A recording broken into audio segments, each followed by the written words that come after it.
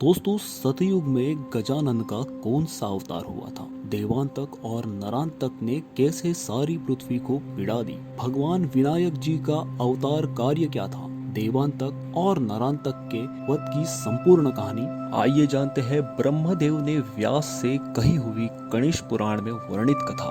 स्वागत है आपका हिस्टोरॉमर्स में, जहां हम खोजेंगे ऐसे रहस्य जो इतिहास के पन्नों में कहीं खो गए हैं।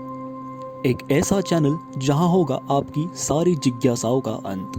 दोस्तों सतयुग काल में रौद्रकेतु नामक सदाचारी ब्राह्मण ऋषि अपनी पत्नी शारदा के साथ अंग देश में निवास करते थे। तभी उन दाम्पत्यों को दो पुत्र रत्न प्राप्त हुए। उन्होंने उनका नाम देवांतक और नरांतक रखा। नारद जी ने तब रौद्रकेतु से कहा, तुम्हारे पुत्र बड़े पराक्रमी होंगे, इन्हें शंकर भगवान की भक्ति में लीन कर दो।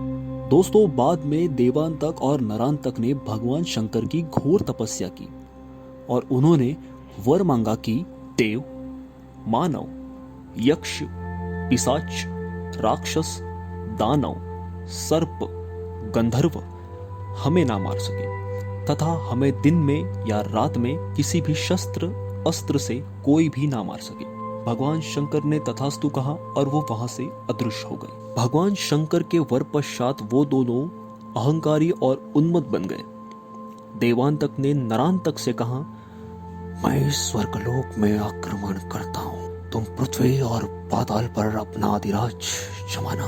देवांतक ने असुर सेना को एकत्रित करके इंद्र के अमरावती पर आक्रमण किया। इंद्रदेव का वज्ररथ मोड़कर उसे मुट्ठी प्रहार से भूमिगत किया। फिर दैत्यों ने अपनी ओर से उसका राज्याभिषेक किया। वहां नरांतक ने बहुत से राजाओं का वध किया और बाकियों को अपने शरणागति में स्वीकार कर लिया। पाताल में राक्षसों को भेज के पाताल लोक भी जीत लिया। नरांतक के जीतने के बाद पाताल की मौल्यवान नागमणि जैसी वस्तुएं तो देवांतक के स्वर्ग के दुर्लभ वस्तु परस्पर भेंट करके त्रिभुवन का राज्य चलाया। यज्ञ, याग, देव पूजा और ऋषियों की अवहेलना शुरुआत की, अनाचार फैलाया। सब त्रस्त हो चुके थे। दोस्तों ब्रह्मा जी व्यास जी से कहते हैं कि भूतकाल में ऋषि कश्यप जी की एक आकांक्षा थी कि परम पिता परमेश्वर उन्हें पुत्र रूप में प्राप्त हो। उनकी पत्नी माता अदिति की भी यही आकांक्षा थी। वे कहती थी, हे नाथ, मुझे इंद्र आदि पराक्रमी देव पुत्र प्राप्त हो, पर परमात्मा का परमात्मा मेरी कोख में जन्म कब लेगा। अब इस आशा से उन्होंने 100 साल तक तप किया और परमेश्वर गणेश उनसे प्रसन्न हुए और देवांतक नरांतक के वध हेतु तुम्हारा पुत्र रूप में अपनी लीला प्रकट करूंगा। थोड़े महीनों के पश्चात देवी अदिति गर्भवती हुई और परमेश्वर ने उनके कोख में जन्म लिया। सब हर्षित हुए। सभी ऋषि मुनियों ने ये खबर सुनकर कश्यप ऋषि के आश्रम में भीड़ लगाई। उन्होंने छोटे विनायक का जन्म नाम महुत्कट रखा। यह बात पवन वेग से राक्षसों तक पहुंच गई। बाल्यकाल में विनायक का वध करना आसान होगा, यह मूर्ख समझ राक्षसों में थी। नरांतक ने उसके नाश हेतु विराज, धुंधर, उद्धत जैसे कई अनिष्ट राक्षस वीर भेजे, पर ऐसे सारे राक्षसों का खात्मा करके भगवान विनायक बड़े हुए। दोस्तों इसी दौरान उन्होंने महावीर अभंगोसुर अंधक जैसे परमवीर राक्षसों का भी वध किया।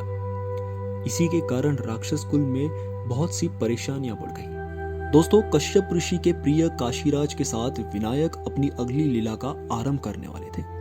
काशीराज काशी के सम्राट थे और सदाचारी और भगवत प्रिय भी थे। राक्षसों को सदाचारियों से बहुत ही घृणा थी और भगवान विनायक तो सदा ही सदाचारियों के साथ रहे थे। उसके बाद सभी राक्षसों को एकत्रित करके नरांतक ने उनका प्रतिनिधित्व किया और काशी राज्य पर आक्रमण किया। तब काशीराज ने अपना युद्ध कौशल दिखाते हुए कई राक्षसों का वध किया और अंततः मायावी राक्षस ने उन्हें बंदी बना लिया। यहाँ राजभवन में काशीराज की पत्नी अंबा अपने पति के लिए विलाप करती रही और अंबा परमेश्वर विनायक से अपनी पति की रक्षा करने की याचना करती है।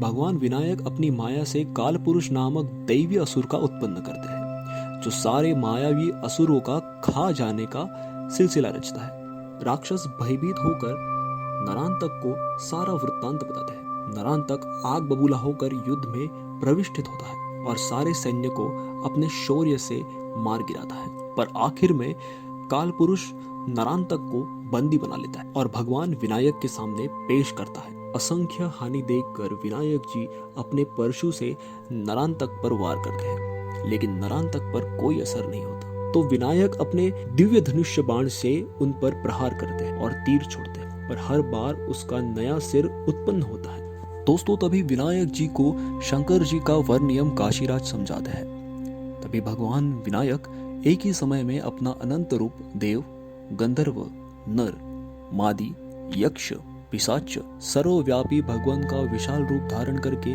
संध्या की समय में अपने पैर के अंगूठे से नरांतक का वध करते हैं। सारे ऋषि उल्लासित हो जाते हैं और काशी नगर में जश्न का माहौल बनता है। नरांतक के वध के पश्चात भगवान विनायक देवांतक का वध करते हैं। वो देवांतक जिसने स्वर्ग लोक पर अपना अधिराज जमाया हुआ है। देवांतक के वध की कहानी हम सुनेंगे हमारे अगले एपिसोड में। दोस्तों, पिछले भाग में हमने आपसे एक प्रश्न पूछा था। प्रश्न ऐसा था, गजानन की भक्ति में लीन होने के कारण गजानन जैसे मुख बनने वाले महर्षि का नाम क्या है? तो दोस्तों, उसका उत्तर है भृशुंडी ऋषि।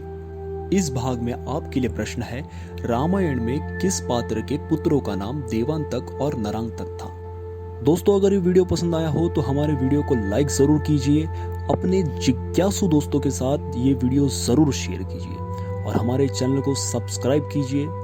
अगर आपकी कुछ राय है और आप कुछ इतिहास के पन्ने ढूंढना चाहते हैं तो कमेंट सेक्शन में जरूर बताइए। तब तक के लिए हम आपसे विदा लेते हैं, लेकिन जल्द ही मिलेंगे इतिहास के खोए हुए पन्नों के साथ। जय हिंद।